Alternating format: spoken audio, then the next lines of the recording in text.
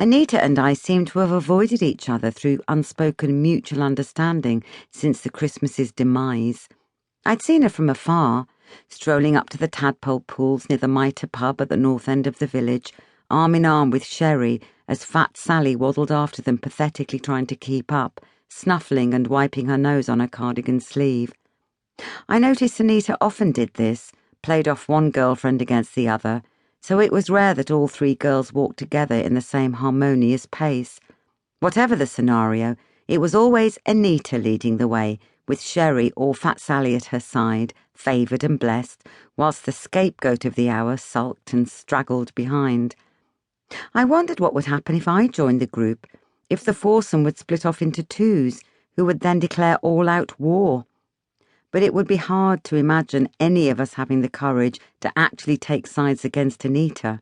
Even the thought felt uncomfortably close to sacrilege. I had seen Tracy, Anita's skinny sister, gambolling about the yard with the family's newest acquisition, a stringy black poodle who yapped and whittled excitedly around her knees.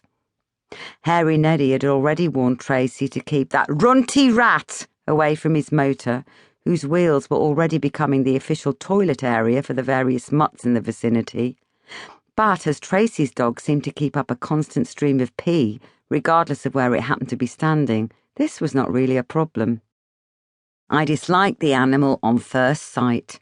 Compared to the other neighbourhood dogs, Blaze, the mad collie who raced alongside cars as they passed the park, only just missing their wheels, Patch, Carl and Kevin's ancient retainer mongrel, who did nothing much but sit in a corner and drool, and Shandy, the Mad Mitchell's perky white hound, Tracy's dog was a characterless apology for an animal.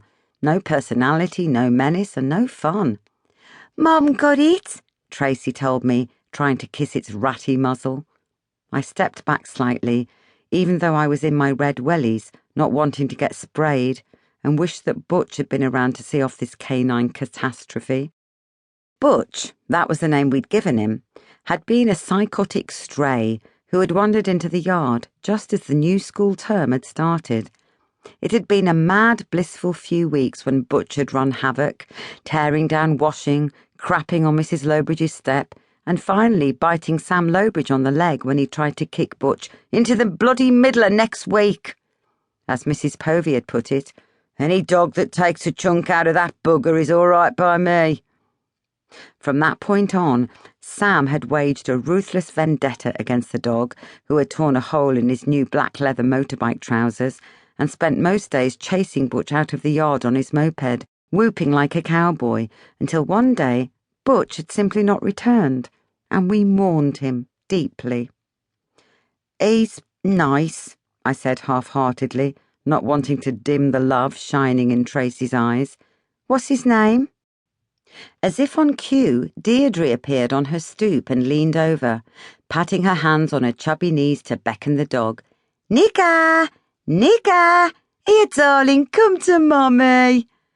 My mummy nearly choked when I told her what the Rutter's new pet was called. She told Papa, and he laughed uproariously. "It is not amusing, Sham. These no good ignorant English. What kind of name is that to say in front of your children, anybody's children?" "They don't know it's an insult," Papa replied. "You remember when we went into that paint shop, they had a colour called Nigger Brown, and you complained. The shopkeeper was most apologetic. 'Black, brown, what does it matter?' Mama continued. 'Just because we are not black, it's still an insult. Have you ever seen any white paint called honky with a hint of white, huh?'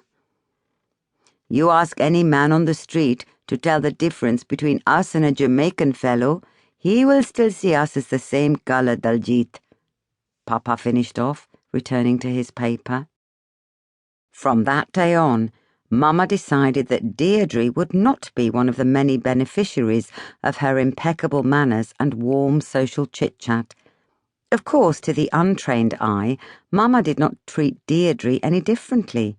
She still smiled and nodded when they passed each other in the yard to hang out washing, or when we were returning from parking our Mini in the garages near the old pigsties.